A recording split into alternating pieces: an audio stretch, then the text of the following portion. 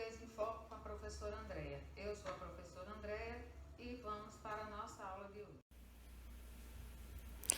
Bem, a nossa aula de hoje é sobre processos de formação de palavras. A nossa língua portuguesa é uma língua viva e, portanto, ela muda constantemente. Assim, tendo em vista a formação de novas palavras, né, dentro da nossa sociedade, que passa por mudanças e que tem uma linguagem dinâmica, nós temos muitos processos pelos quais se formam as palavras. Mas nós vamos focar em dois processos hoje, que são os processos de derivação e o processo de composição. O primeiro processo que a gente vai falar é o de derivação.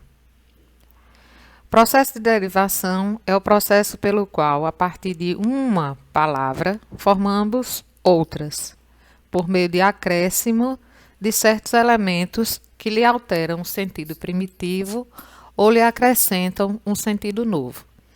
Então, gente, vocês precisam entender que para nós formarmos uma palavra pelo processo de derivação, nós temos que entender que nós vamos utilizar uma palavra de origem.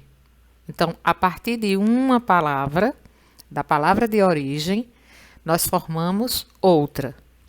Esse é o processo de derivação.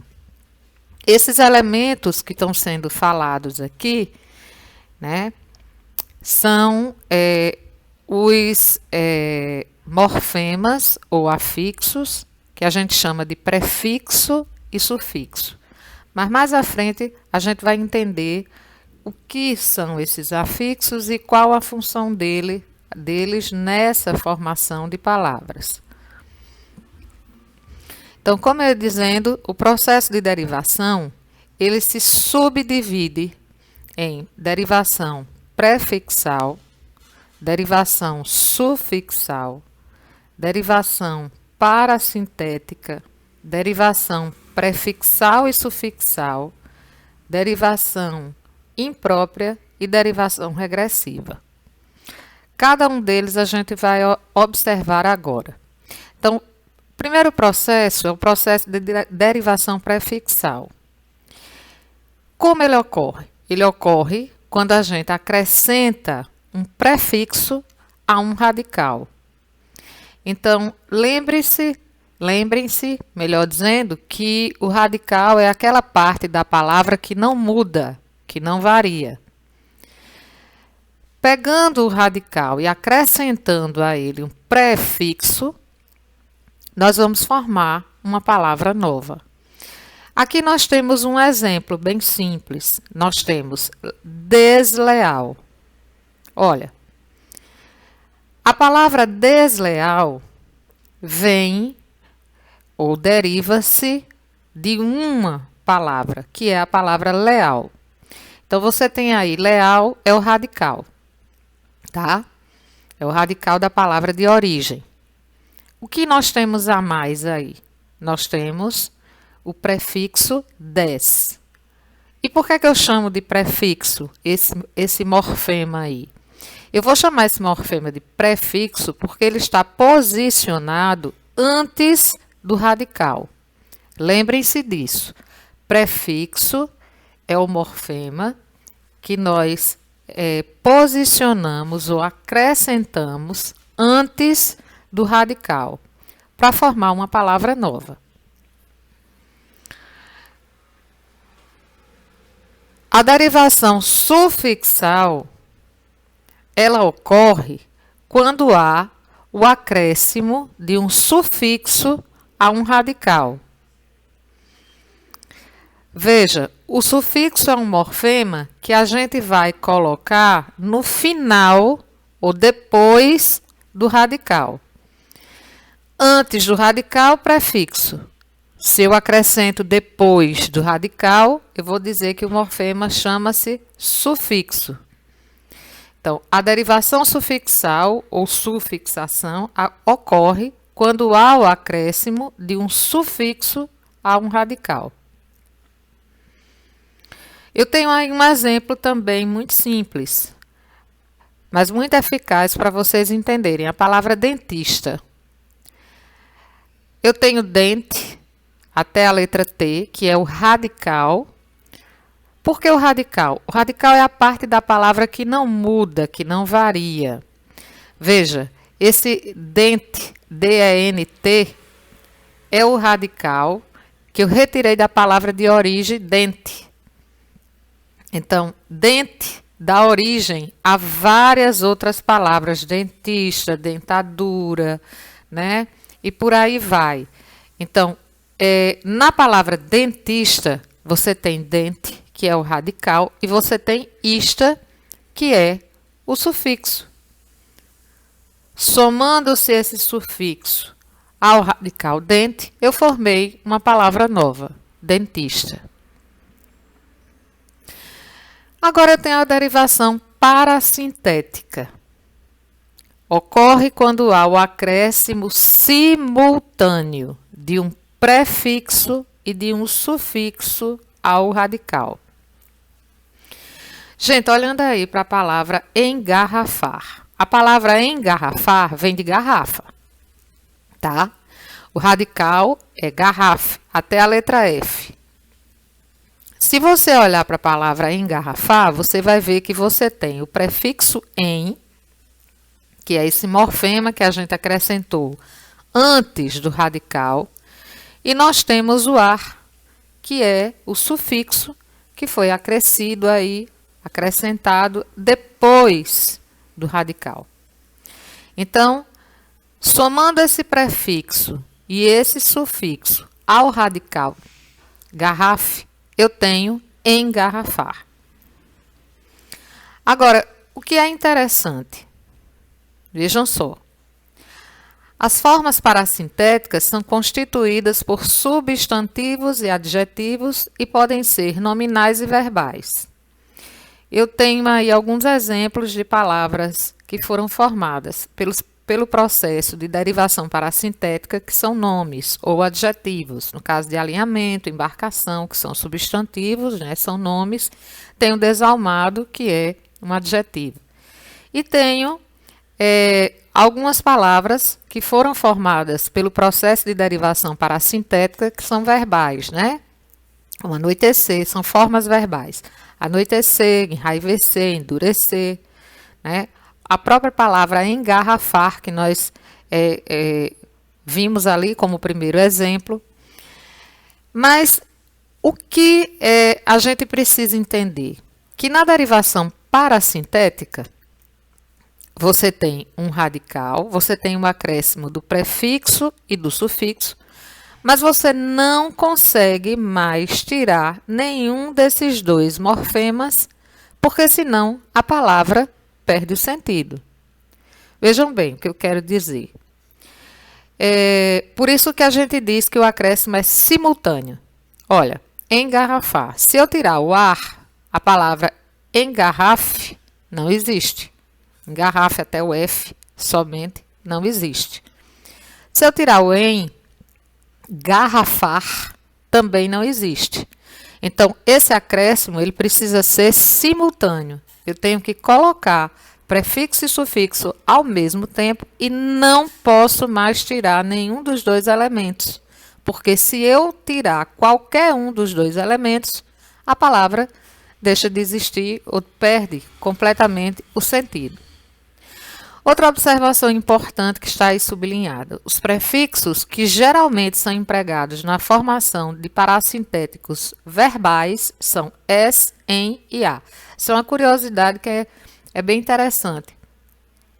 Geralmente, os verbos formados, né, as palavras que são consideradas ou classificadas como verbos, né, e que são formadas pelo processo de derivação parasintética, a gente faz a utilização, certo, dos prefixos S, em ou a. Muito bem. Chegou agora a derivação prefixal e sufixal ao mesmo tempo.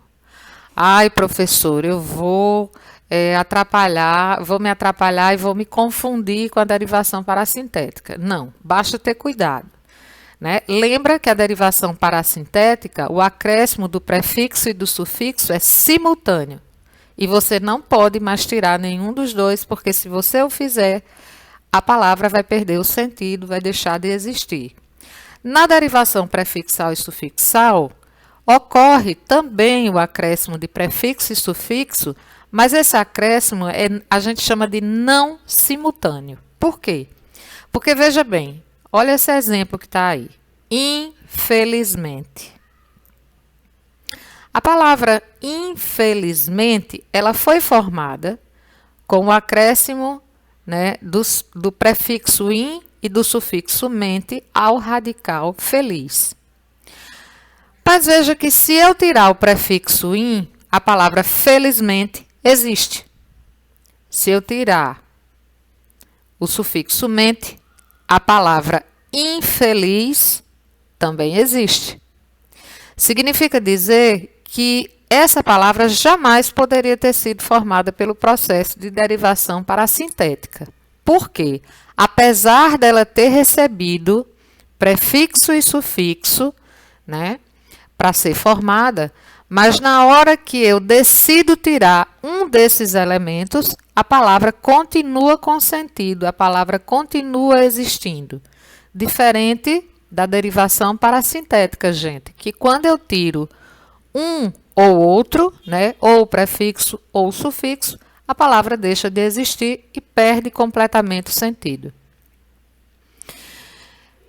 Aí, para vocês verem, né, que o in é prefixo, o radical é feliz e o sufixo é o mente. E aí vem a derivação regressiva. Como o próprio nome já sugere, na derivação regressiva há uma regressão, há uma diminuição. Interessante que quando a gente vai formar palavras, né, com o acréscimo de prefixos, de sufixos, normalmente a palavra fica maior, né? Na derivação regressiva, não. Acontece uma diminuição, uma regressão da palavra original. Então, veja bem, a gente elimina elementos terminais, que podem ser sufixos ou desinências, né? E a gente tem aí o primeiro exemplo, consumir, que é um verbo, virou consumo. Vejam que eu acabei criando um substantivo, consumo, mas eu tive que retirar esses elementos terminais que são o IR, que é exatamente representado pelo IR, né? Então, consumo, se você olhar, é menor do que a palavra consumir. Isso é derivação regressiva. Olha essas observações aí. Na derivação regressiva, a palavra de origem é sempre maior. Consumir é maior do que a palavra consumo. Consumo é derivado de consumir, mas consumo regrediu, literalmente, diminuiu.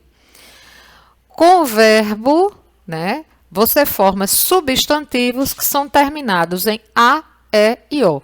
Então, na derivação regressiva, o que é que você faz? Você pega o verbo, retira elementos terminais, né? E aí acaba formando substantivos terminados sempre em A, em E ou em O. Olha esse exemplo aí. Lutar. Lutar é um verbo. Retirando o R, esse elemento terminal R, eu formo o substantivo luta. Combater é um verbo.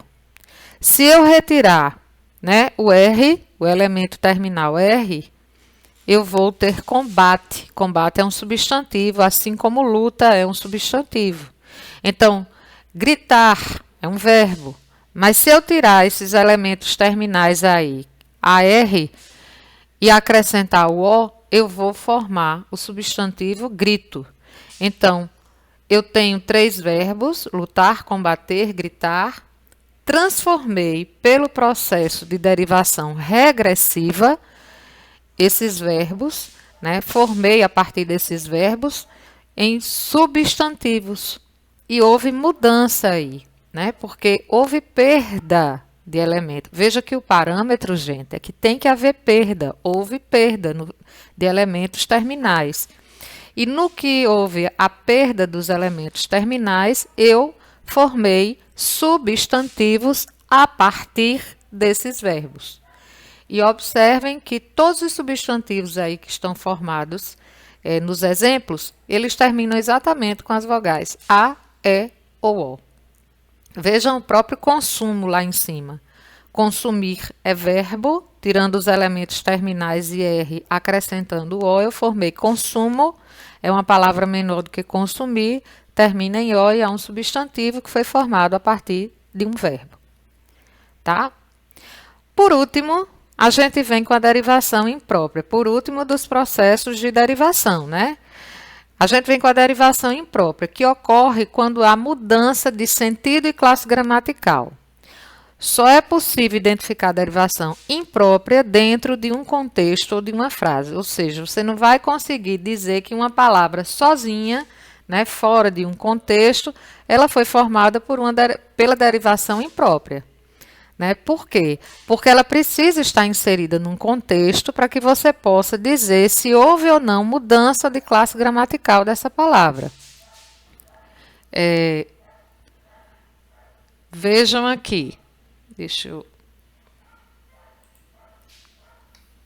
Muito bem. Olha esses exemplos aqui. O animal foi capturado pelo zoológico. Veja que o animal aí é substantivo, né? Animal é substantivo. Mas quando você diz assim, a festa foi animal, esse animal deixa de ser substantivo e passa a ser adjetivo que está caracterizando o substantivo festa. Então, houve uma mudança, a palavra é a mesma, mas houve a mudança de classe gramatical. Isso, gente, é derivação imprópria. O que a gente precisa ter cuidado é para a gente não confundir a derivação regressiva com a derivação imprópria. Por quê? Porque na derivação regressiva há uma mudança na palavra. Veja, cantar, que é verbo, dá origem à palavra canto. Canto perdeu os elementos finais, a R, né? Ganhou o O, transformou-se num substantivo. Isso é palavra formada por derivação regressiva.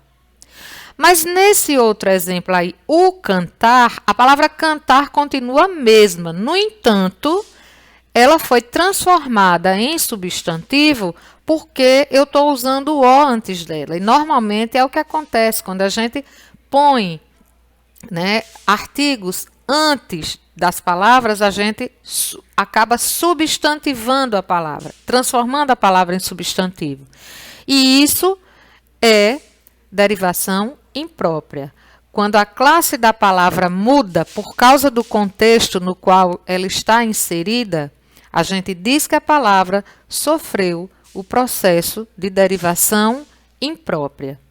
Então, na derivação regressiva, há diminuição, a mudança na estrutura da palavra, na escrita da palavra. Na derivação imprópria, a palavra continua escrita do mesmo jeito. O que muda não é a escrita da palavra, o que muda é a classificação gramatical da palavra por causa do contexto no qual ela foi inserida. Ok? Continuando. Agora a gente chega no processo de composição. Olha só, vê só. No processo de derivação, não importa se é prefixal, sufixal, parassintético, prefixal e sufixal ao mesmo tempo, se é regressiva, se é imprópria, eu formo palavras novas a partir de uma palavra de origem. Eu só uso uma palavra de origem para formar as palavras formadas por quaisquer um dos processos de derivação. No caso do processo de composição, a coisa muda, porque na composição eu preciso da associação, eu preciso fazer a associação de duas ou mais palavras, ou seja, de dois ou mais radicais para formar uma palavra nova, né? Para formar uma outra palavra de significação nova. a qual se denomina palavra composta. Composta porque ela é formada por 2 ou mais radicais. Derivação, eu uso apenas uma palavra para formar outra. Na composição, eu preciso usar mais de uma palavra para formar uma palavra nova, tá? Então, existem 2 tipos de composição. Quais são esses tipos? Composição por justa posição e composição por aglutinação. A composição por justa posição é muito fácil. Você vai unir 2 ou mais palavras sem que haja nenhuma alteração fonética ou gráfica. Não vai haver alteração nenhuma nas palavras. Não vai haver perda ou mudança de letra. Entenderam? Então, aí, ó. Guarda noturno. Eu peguei 2 palavras. Guarda, peguei noturno, juntei, formei uma palavra nova. Guarda noturno. Aquele cara que fica vigiando as ruas, os prédios, né? Enfim, fazendo aquela ronda na noite. Dona de casa. Eu peguei 3 palavras para formar um substantivo, uma palavra nova. Dona de casa, aquela senhora que fica em casa, né? Que não trabalha fora, que cuida apenas da sua casa. E assim temos esses outros exemplos. Obra-prima, pé de moleque, dia a dia, João ninguém, alma gêmea, né? E por aí vai. Veja que na composição por justa posição, eu não tenho perda, não tenho alteração fonética ou gráfica nas palavras, ok? Na composição por aglutinação, aí o negócio é diferente. As palavras, elas são associadas e se fundem num tom fonético, com um só acento tônico, e o primeiro componente perde elementos, normalmente acento tônico, vogal e consoante. Por exemplo, ó, petróleo. Petróleo, a palavra petróleo foi formada da união de 2 outras palavras, pedra e óleo. Veja que houve perda e mudança de letra aí. Houve perda, houve mudança, né, na junção dessas palavras, então é composição por aglutinação. Veja, é composição porque você usou mais de uma palavra para formar essa palavra nova. É aglutinação porque, ao juntar essas palavras para formar a palavra nova, houve perda ou mudança aí de letras, enfim, na escrita ou na grafia, na grafia ou na pronúncia da palavra. Houve alteração. Aqui, por exemplo, aguardente é a união de água mais ardente. Veja que um A se perdeu e o acento também. Embora, essa palavra nasce da união das palavras em boa hora. Vinagre, vinho mais acre. Fidalgo, filho de algo. Então, todas essas palavras que eu estou usando aí como exemplo, né, você tem que entender que elas são formadas pelo processo de composição, porque foi usado mais de um radical, mais de uma palavra para formar essa palavra nova. Por aglutinação, porque na hora da junção dessas palavras para formar a palavra nova, houve perda ou mudança de elementos nessa palavra. Tá ok? E por hoje é só. E é isso. Chegamos a mais um final de um vídeo. Se você gostou, você vai curtir, compartilhar. Se quiser se inscrever no canal, faça isso. Ative o sininho para saber quando os vídeos novos estão chegando no canal. E até a próxima.